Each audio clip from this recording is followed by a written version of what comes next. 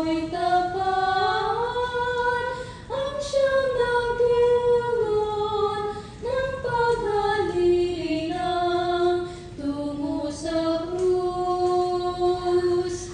Tunay kang matapat, di kumukupas, walang paglilo sa iyong landas. Di ka magbabago at lilipas, tunay kang matapat hanggang wakas.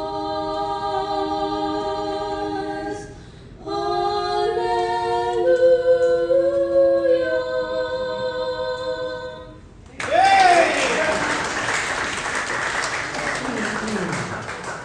Amen. Thank you very much. Tayo lahat ay tumayo.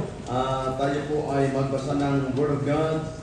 Amen. I know ay ang ating babasahin po ay familiar sa bawat po sa atin. 2 Timothy chapter number 3, verse number 16. 2 Timothy chapter 3, verse number 16.